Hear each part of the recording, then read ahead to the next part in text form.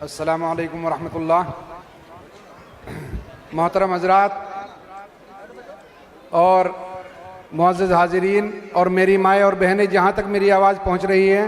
इस वक्त कोई मौका ऐसा नहीं है कि लंबी तकरीर या कोई लंबा बयान किया जाए। मैं सिर्फ दो बातें आप हज़रात के सामने रखना चाहता हूँ।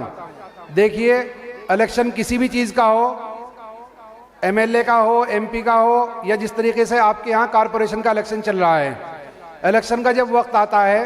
तो आपके सामने हर पार्टी का कैंडिडेट आएगा, हर आदमी अपनी किस्मत आजमाई करता है,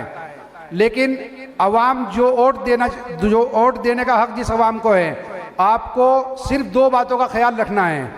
नंबर एक, आपको इस बात का ख्याल रखना है कि हमें ऐसे कैंडिडेट को चुनना है जिसके अंदर फिरका परस्ती वाली कोई बात ना हो,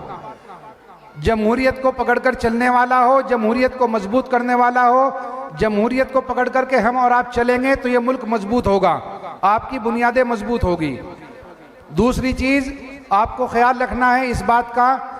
कि जब आप वोट करेंगे तो आपको अपनी किसी ज़ाती रंजिश या अपने किसी ज़ाती मफाद का ख्याल रख के वोट नहीं करना है। अगर आप अपने ज़ाती ताल्लुकात की बुनियाद पर वोट करेंगे तो हमारी कौम किसी भी हाल में तरक्की नहीं करेगी। हमें और आपको इस बात का अहद करना होगा कि जब हम वोट करने जाएं तो हम ये देखें कि हमारे बुनियादी जो मसाइल हैं,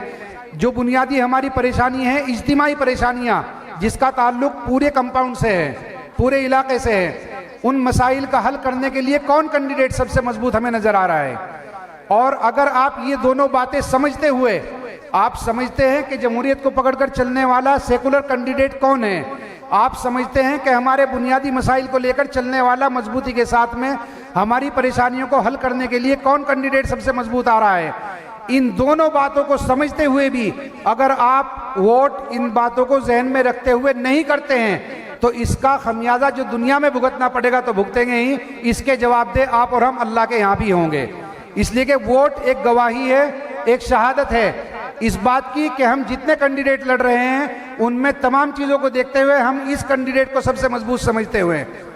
हम इसको सबसे बेहतर समझते हैं। अगर इस बात को समझते हुए आपकी गवाही गलत होगी तो इसका खमियाजा आपको दुनिया में भी भुगतना पड़ेगा और आखिरत में भी आप जवाबदेह होंगे। इसलिए इन दोनों बातों का आप ख्याल रखें। और मैं आखिर में आप लोगों से अपील करना चाहता हूँ कि हमारे शमीम खान साहब, जो हमारे बहुत अच्छे दोस्तों में हैं, हमारे बहुत अजीज़ हैं, उनका जो पैनल है जिसमें 4 कैंडिडेट हैं, मैं आप लोगों से अपील करता हूं कि आप लोग शमीम खान साहब के हाथों को मजबूत कीजिए और भरपूर तरीके से उनको वोट और सपोर्ट दीजिए। अस्सलाम वालेकुम।